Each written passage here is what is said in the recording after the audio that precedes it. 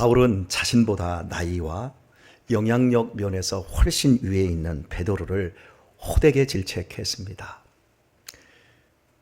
베드로와 바울은 약 10살에서 많게는 20살 정도 차이가 날 것으로 봅니다. 그런데 본문에서 베드로의 외식하는 행동 때문에 공개적으로 바울이 책망을 했습니다. 윗사람을 책망할 때 조심스럽게 아무도 없는 자리에서 말을 해줄 수도 있는데 본문을 보면 면책하였다라고 말합니다. 이 면책은 공개적인 권징을 의미합니다.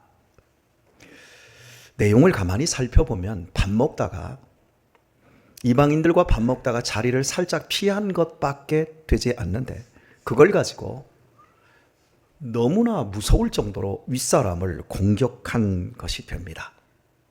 지난 시간에 살펴보았듯이 바울이 이렇게까지 했던 이유, 그런 속내를 복음 때문이라는 것을 제가 여러분에게 말씀을 드렸습니다. 그리고 이런 엄청난 공격적인 면책에 대해서 베드로가 그것을 받아들였습니다. 이방인들과 유대인 사이의 문제는 오늘 15절에 보면 명확하게 드러납니다. 우리는 본래 유대인이요 이방 죄인이 아니로되 이렇게 말합니다. 그러니까 유대인들과 이방인들의 이렇게 앞에 수식적인 부사가 붙어 있어요. 그것은 이방인들은 죄인이에요. 유대인들은 태어나면서부터 하나님의 백성이고 구원받은 사람이라는 거예요. 이 차이는 넘기가 엄청 힘듭니다. 에이브라함 링컨이 노예 해방을 주도할 때, 그리고 영국에서는 노예 무역 폐지를 윌리엄 윌버포스 의원이 주도할 때, 그때의 노예를 대하는 가치 속에는 인간을 인간으로 평등하게 대하는 가치가 전혀 없었어요. 예를 들면 링컨을 그리도 괴롭혔던 더글라스라고 하는 민주당계의 의원은 이렇게 말을 했습니다. 내가 백인과 흑인이 물에 빠졌을 때 나는 백인을 구할 것이다. 그러나 백인과 고릴라가 물에 빠졌을 때 무엇을 구하겠습니까? 나는 고릴라를 구할 것이다. 이렇게 말을 했어요. 그 정도로 당시의 사람들에게 흑인은 사람이 아니었습니다. 도리어 내 집에서 키우는 소나 염소, 가축보다도 못한 존재에서 이걸 사람으로 인정을 하고 이 사람들의 인권을 위해서 한평생 수없이 많은 테러를 당하면서 이 노예 무역을 폐지했던 사람이 윌리엄 윌버포스 의원이었습니다. 하나님의 사람이었습니다. 그리고 링컨도 그런 사람이었습니다. 모두가 통습적으로 인정하는 그 일에 대해서 아니요 라고 말을 하는 것도 어렵지만 그것을 위해서 한평생 자신의 인생을 걸고 심지어 목숨까지 내어 던진다라고 하는 건 엄청난 일이라고 할 수 있겠습니다. 유대인들이 가진, 우리는 율법을 가졌고 우리는 성전이 있기 때문에 우리는 태어나면서부터 구원받았고 이방인들은 영원히 죄인이다. 그들과 우리는 밥도 함께 먹지 않는다라고 하는 이것은 오늘날의 시각으로는 우리가 절대 이해할 수 없지만 그 당시에는 유대인들이 같이 이방인들과 섞여서 밥 먹다가 걸려버리면 그건 엄청난 죄를 짓는 것과 똑같습니다. 민족적으로 배신자가 돼버리는 거예요. 우리나라의 민족적인 배신자로 첫 번째 친일파를 뽑습니다. 그 정도로 다뤄지는 문제인 거예요. 그런데 예수님이 이 땅에 오셔서 유대인이나 이방인이나 로마서 1장 2장 얘기를 합니다. 이방인들도 죄인이고 유대인들도 죄인이다. 이방인들은 하나님도 율법도 모르는 죄인이지만 유대인들은 하나님도 알고 율법도 알면서 죄인이다라고 이야기를 합니다. 그리고 인간이 구원 얻을 길은 오직 예수님을 믿음으로만 구원을 얻는다고 선포합니다. 이게 복음인 거예요. 태어나면서부터 목사의 아들로 컸기 때문에 조금 나은 게 아니고 어떤 사람은 창녀촌에서 포주의 아들로 컸기 때문에 더 많이 회개할 것이 있는 것도 아니고, 모든 인간은 죄인이며 모든 인간에게 의롭게 되는 데 필요한 것은 오직 예수 그리스도의 대속의 죽으심과 부활을 믿는 믿음입니다. 이 믿음만이 하나님이 당신의 백성을 의롭다고 받아들여 주시는 겁니다. 이것을 증거하며 한평생을 살아가야 될 사도들인데, 이걸 증거하면서 야, 고넬료의 가정에서 성령이 임해버리고 하나님께서 안수할 때 그들이 예수님을 믿고 구원받는 것을 보고 나서 베드로가 했던 말이 뭐였냐면, 깨달았도다. 그걸 안 거예요. 하나님이 이방인들도 구원하신다라는 거. 그런데 베드로가 깨달았지만 실제 자신의 삶에서 결정적인 순간에는 깨달은 게 아무런 힘이 없었다라는 것을 지난 시간 제가 여러분에게 설교하면서 알려드렸습니다. 여러분이 깨달았다고 너무 믿지 마십시오. 나는 많이 배웠다고 너무 자신하지 마십시오. 그거 가지고 우리의 신앙을 지켜내는 것은 아닙니다. 우리는 결정적일 때 내 안에 있는 수치심을 가리려고 얼마든지 나를 방어하고자 얼마든지 딴짓을 할 수 있습니다. 저는 20대 때 두 가지 사역을 좀 맛을 보았습니다. 하나는 장애인들, 장애인 기관에 가서 뭐 봉사활동 점수도 없는데 성안에 그 다니엘의 집이라고 장애인들 무인가 시설이 있었어요. 거기에서 한 2년 정도 제가 봉사를 했었습니다. 그래서 장애인들을 섬기는 것이 참 어렵다라는 걸 그때 많이 알게 되었어요. 그리고 또 한 가지는 수원 교도소, 지금 뭐 동수원 사거리 그 뒤편 쪽에 수원 교도소가 있습니다. 그 수원 교도소에 한 달에 2번 정도, 또 적게는 1번 정도 수감자들을 만나고 가서 예배를 드리고 그들과 함께 시간을 가졌습니다.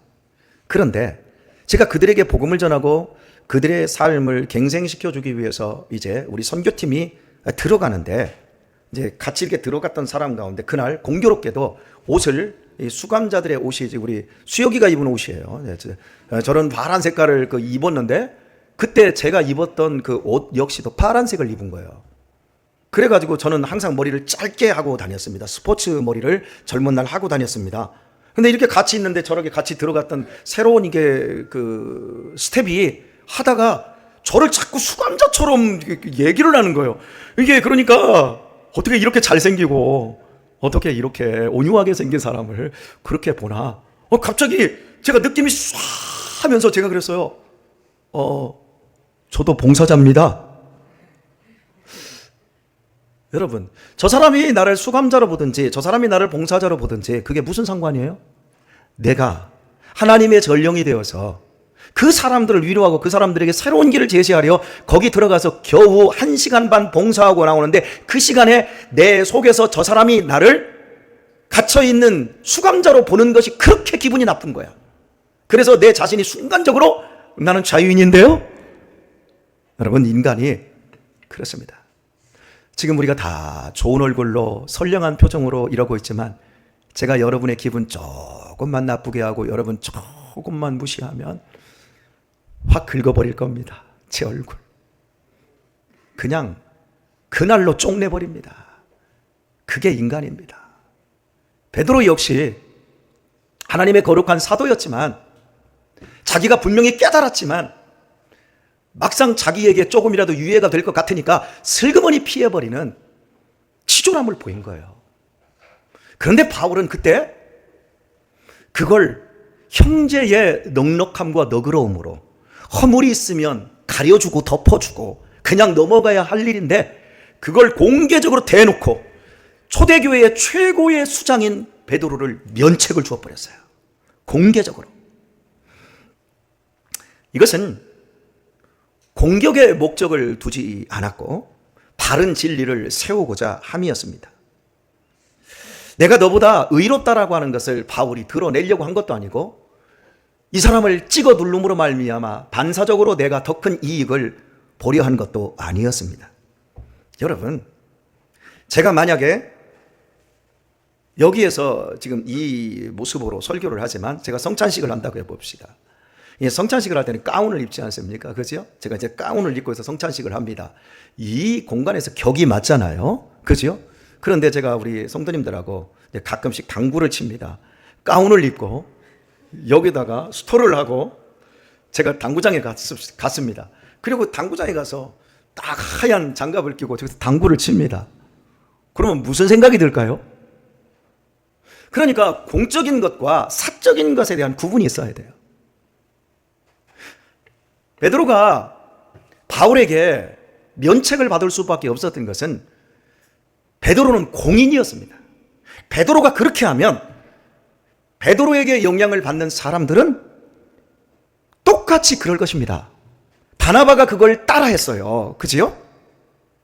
이게 중요한 거예요. 공적인 부분에서 잘못을 했을 때 그걸 허물을 덮어줄 것인가, 아니면 그냥 가리고 넘어갈 것인가, 사적으로는 얼마든지 그렇게 할 수 있습니다. 그러나 교회에 덕이 되고 복음이 훼손되는 공적인 일의 공인이라고 하는 그 부분에 있어서 실수한 부분은 눈 감고 넘어가서는 안 됩니다. 왜냐하면 그것 때문에 그에게 영향을 받는 모든 사람들이 잘못될 수 있기 때문에 그렇습니다. 이게 우리가 가려야 될 부분입니다. 여러분, 자녀들을 키우면서 사랑으로 키워야 되지 않겠습니까? 그지요?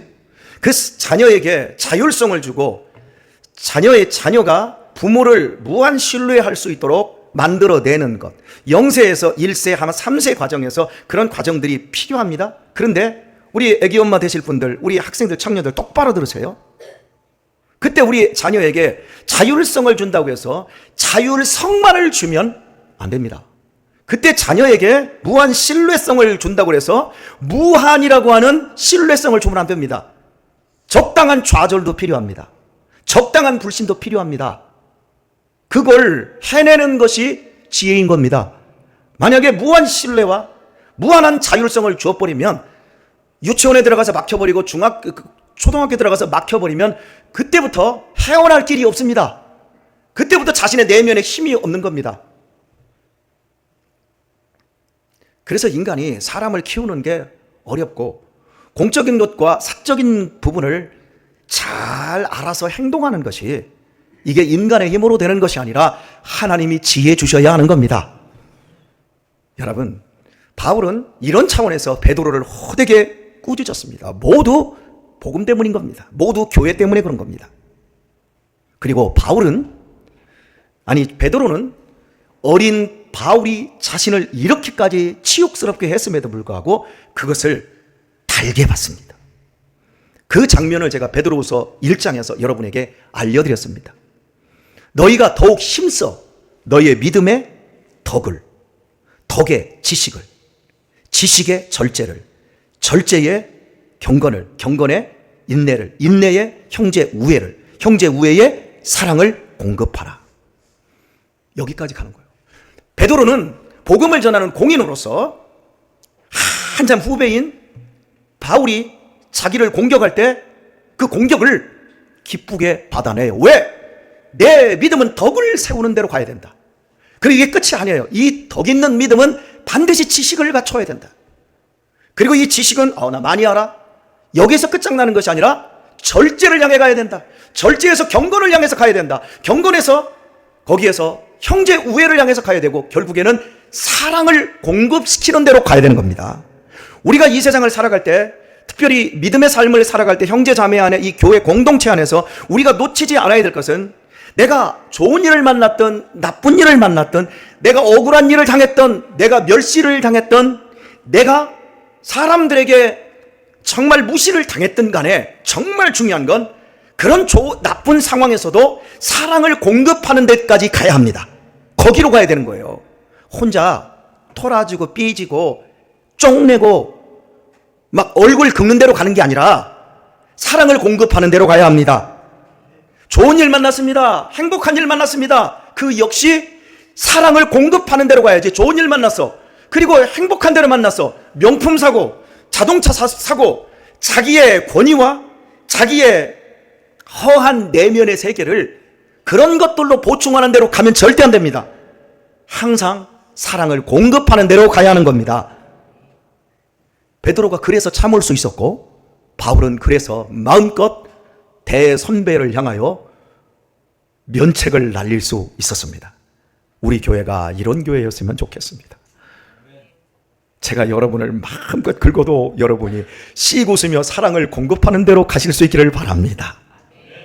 여러분이 저에게 막 카운터 펀치를 날려도 저 역시 넉넉하게 받아낼 수 있는 그런 실력 있는 목사였으면 좋겠습니다.